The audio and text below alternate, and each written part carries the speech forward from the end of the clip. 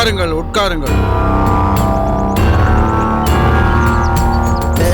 என்ன சம்பூர்ணம், கையில் ஏதோ உதிரி ஓலைகள் போல் தெரிகிறது. இது தங்களிடம் சமர்ப்பிப்பதற்காக கொண்டு வந்திருக்கிறேன். தாங்கள் தொகுக்க போகும் வேதாந்த சூத்திர விளக்கங்களுக்கு குறிப்புகள் கேட்டிருந்தீர்களே, அதுதான் இவை. என்ன, ஒன்றிரண்டு ஓலைகளில் குறிப்புகளா? இல்லை, வேறு ஏதாவது ஓலைச்சுவடி கட்டுகளை தனியே வைத்திருக்கிறீர்களா? இல்லை சுவாமி, இவ்வளவுதான். அன்றாட வகுப்புகள் எடுத்த பிற்பாடு ஏதோ அடியேனால் எடுக்க முடிந்த குறிப்புகள் இவ்வளவுதான். உன் பதில் எனக்கு திருப்தியாக இல்லை. பல வருடங்களாக என் பாடசாலையில் ஆசிரியராக இருக்கிறாய். வேதாந்த சூத்திரத்திற்கு குறிப்புகள் எடுக்க 2 நாட்கள் போதாதா? ஏதோ சபேசன் வேண்டுமானால் 10 நாட்கள் அவகாசம் கேட்கலாம். வந்தனம் குருநாதா, அதற்கு அவசியமில்லை. தங்களின் அருளாசி பெற்ற இந்த அடியவன் தாங்கள் இட்ட பணியை செவ்வனே செய்துவிட்டேன். பலே பலே, நீதான் என் சத் சிஷ்யன். இதோ குருநாதா, வேதாந்த சூத்திரங்களுக்கான குறிப்புகள் தங்கள் பொற்பாதங்களில் சமர்ப்பிக்கிறேன். சற்று பொறு சபேசா. இவற்றை என்னிடம் சமர்ப்பிப்பதற்கு முன்பு இவற்றில் உள்ள சில முக்கிய குறிப்புகளை நீயே உன் வாய் வழியாக மற்றவர்களுக்கு தெரிவித்துவிடு. இதன் மூலம் இங்குள்ள மற்ற மாணவர்களுக்கும் ஒரு உத்வேகம் பிறக்கட்டுமே. குறிப்புகளை படி. உத்தரவு குருதேவா.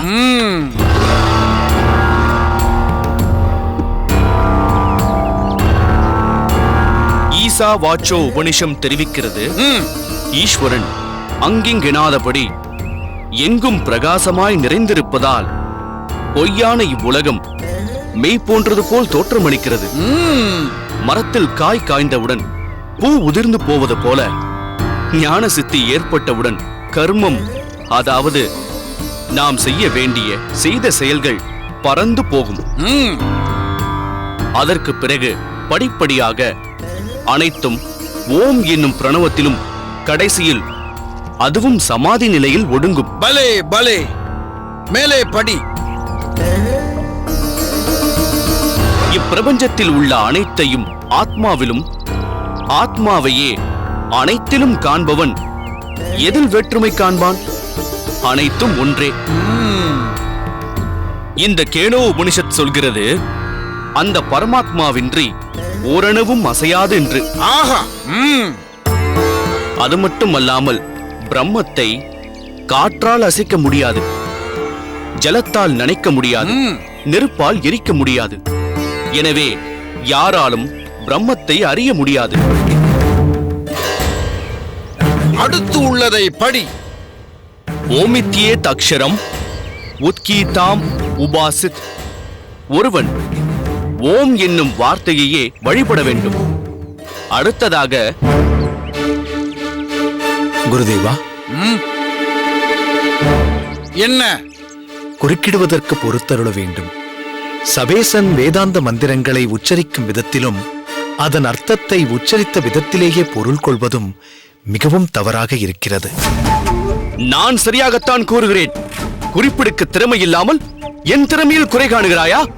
ராமானுஜா, எதை தவறு என்கிறாய்? குருதேவா, தங்கள் அனுமதியோடு சபேசனுக்கு பதிலளிக்க விரும்புகிறேன். சபேசா, நீ முதலில் குறிப்பிட்ட விஷயமே மறுத்துரைக்க வேண்டியிருக்கிறது. யாராலும் பிரம்மத்தை அறிய முடியாது என்றாய். ஆனால் அவ்வாக்கியம் பாதியில் நிற்கிறது. இதை எப்படி அர்த்தம் செய்து கொள்ள வேண்டும்? எப்படி விளக்க வேண்டும்? பிரம்மம் அனாதியானது. எளிதில் புரிந்து கொள்ள முடியாத அந்த தத்துவம் நீடித்த உபாசனையால் உணர்ந்து கொள்ளக்கூடியது. நாம ரூபங்களுக்கு அப்பாற்பட்டு இருந்தாலும் ஒன்றுபட்ட மனத்தாலும் பக்தி யோகத்தாலும் நம் விருப்பப்படி அதை தரிசிக்க முடியும்.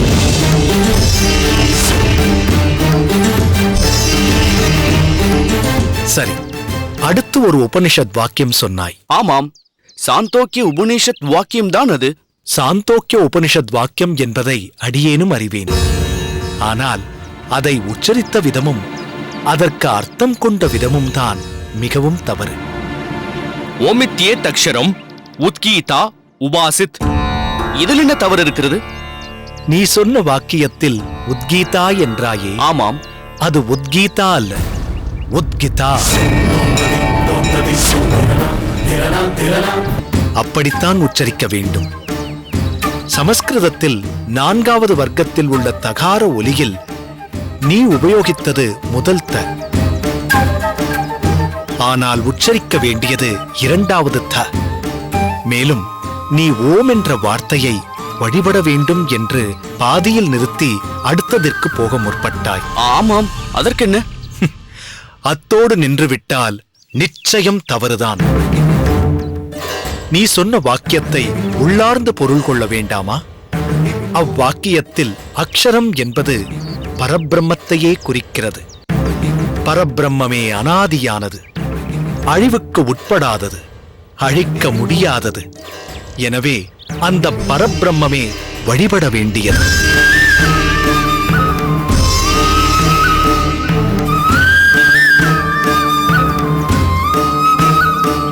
அதாவது ஏதத் ஏவாக்ஷரம் பிரம்ம. இது கதோபனிஷத் வாக்கியம். ஓமிதி பிரம்ம. இது தைத்தியோபனிஷத் வாக்கியம். பகவத்கீதையிலும் 8வது அத்தியாயத்தில் 3வது ஸ்லோகம் சொல்கிறது, அக்ஷரம் பிரம்ம பரமம் ஸ்வபாவோ. அதாவது அழிவற்ற உன்னதமான நித்தியமான இயற்கை பரபிரம்மம் பரமாத்மா என்கிறார் பகவான் ஸ்ரீ கண்ணன்.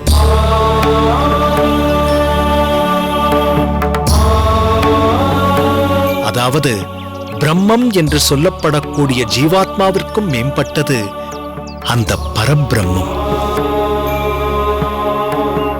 அதுவே உபாசிப்பதற்கு உகந்தது.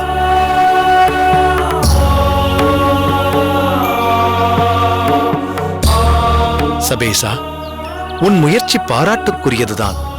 ஆனால் ஆச்சாரியருக்கு என்று குறிப்புகள் கொடுக்கும் போதும் அதை விளக்கும் போதும் அரைகுறையாக இருக்கக்கூடாதல்லவா?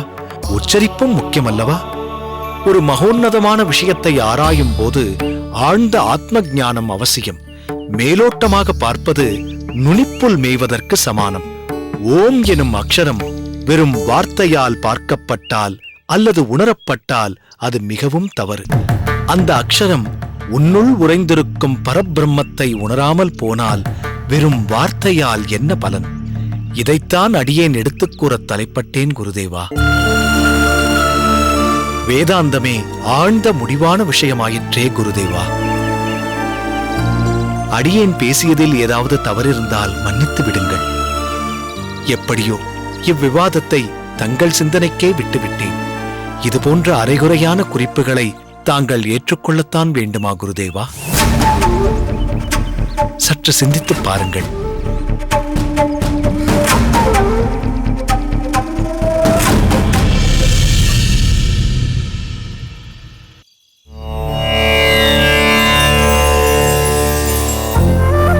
எம்பெருமானே, திருவேங்கட மலையிலே நின்றும் பரமபதத்திலே இருந்து நீண்ட பார்க்கடலிலே கண் வளர்ந்தருளி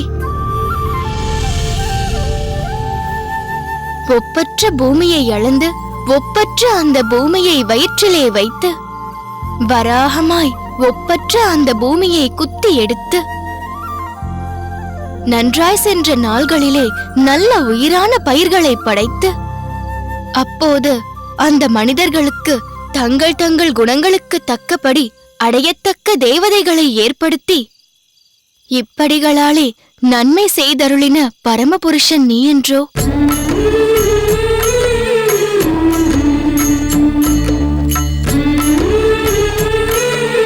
பெருமாளின் வராக அவதாரத்தை விளக்குகிறது இந்த பாசுரம். அற்புதம், அற்புதம். ஆண்டாள், பாசுரம் என்றாலே சுவையானதாக இருக்கும். அதுவும் அதன் விளக்க உரையை உன் திருவாயிலிருந்து கேட்க அமுதமாக இருக்கிறது. சுவாமி, உங்களுக்கும் என் அப்பாவிற்கும் தெரியாததென்று ஒன்றுமே இல்லை.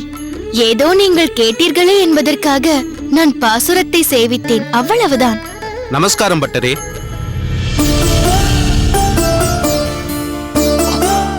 அடடே, நமஸ்காரம் கோவர்தனா. எப்போது வந்தீர்கள்? இப்போதுதான், சிறிது நேரத்துக்கு முன்புதான் வந்தோம். பார்த்து பல மாதங்கள் ஆகிவிட்டன. என்ன கமலவள்ளி, வைத்த கண் வாங்காமல் ஆண்டாளையே பார்த்து கொண்டிருக்கிறாய்? இல்லை, நீங்கள் சொன்னது போல் பாசுரத்தின் விளக்கத்தை நேர்த்தியாக தெள்ளத் தெளிவாக கூறினாள். பார்க்கவும் பவ்யமாகவும் பாந்தமாகவும் இருக்கிறாள். யார் பெற்ற பெண்ணோ? பெற்றவர் பக்கத்தில் தான் நிற்கிறார். இவர்தான் சுதர்சனம். நமஸ்காரம். நமஸ்காரம். இது இவரது மகள் ஆண்டாள். நமஸ்காரம் அம்மா. அப்பா, நான் அகத்திற்கு செல்கிறேன், நேரமாகிறது. சரி, பார்த்து செல். நானும் சிறிது நேரத்தில் வந்து விடுகிறேன். சரி அப்பா, வருகிறேன் சுவாமி.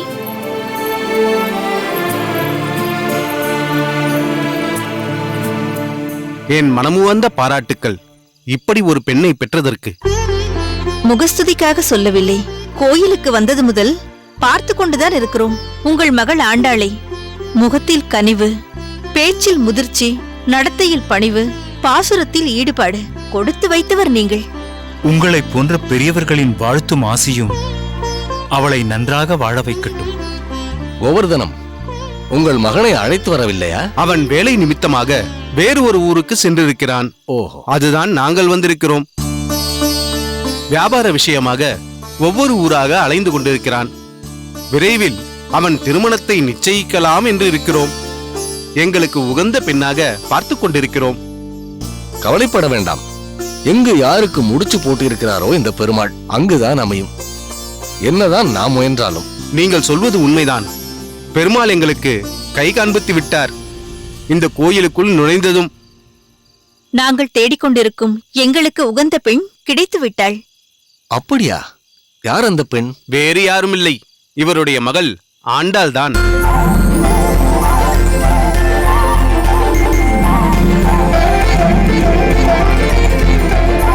உங்கள் மகளுக்கு திருமணமாகவில்லை என்று நினைக்கிறேன். ஏதாவது வரன் பார்த்துக் கொண்டிருக்கிறீர்களா? பார்க்க ஆரம்பிக்க வேண்டும். அதற்காகத்தான் எனக்கு தெரிந்த ஒரு ஜோசியரிடம் இவளுடைய ருது ஜாதகத்தை கொடுத்திருக்கிறேன். அப்படியானால் உங்கள் மகளை என் மகனுக்கு பார்க்கலாமே.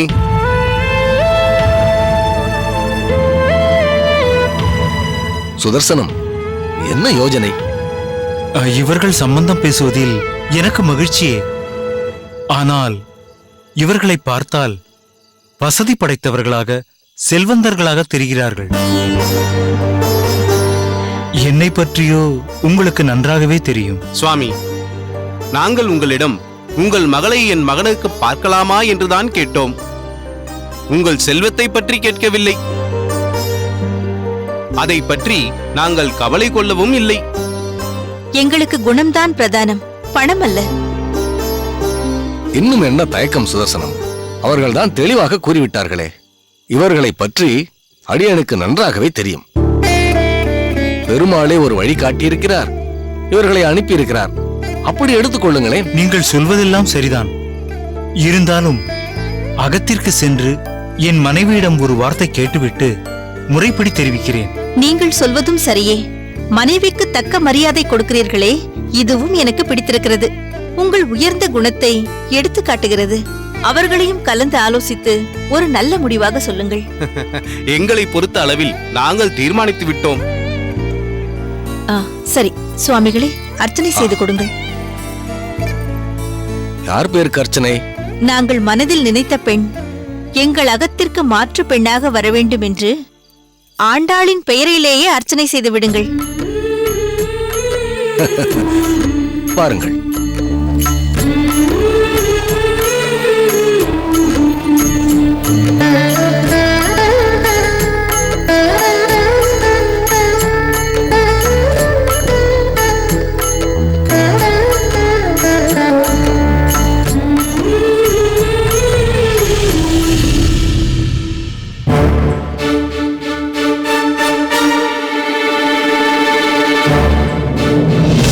அடுத்து ஒரு உபனிஷத் வாக்கியம் சொன்னாய். ஆமாம், சாந்தோக்கிய உபனிஷத் வாக்கியம் தான் அது. நீ சொன்ன வாக்கியத்தில் உத்கீதா என்றாயே. ஆமாம், அது உத்கீதா அல்ல, உத்கிதா.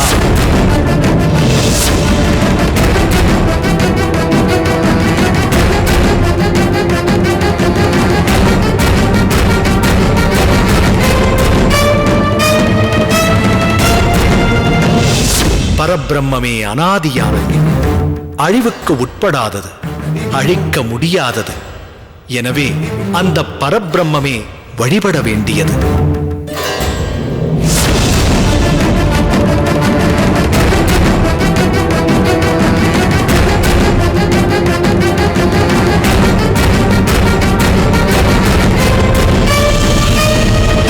உன்னை எப்போதோ போகச் சொல்லிவிட்டேனே, இன்னுமா நீ போகவில்லை? குருதேவா, பொறுத்தருள வேண்டும். தங்கள் உத்தரவை மீறி நான் நடப்பேனா? தாங்கள் சொன்னதற்கு மறுபேச்சு பேசாமல் வாசலுக்கு சென்று விட்டேன்.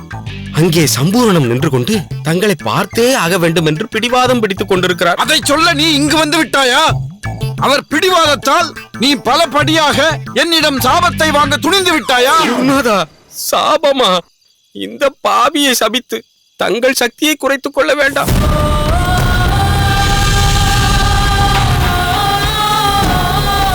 இந்த பிடிவாதக்காரனை நான் என்ன தைரியத்துல விட்டுட்டு போறது?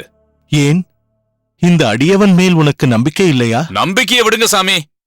நீங்க அத்தனையும் துறந்த சன்னியாசி, இவனையும் துறக்க மாட்டீங்கன்னு என்ன உத்தரவாதம்?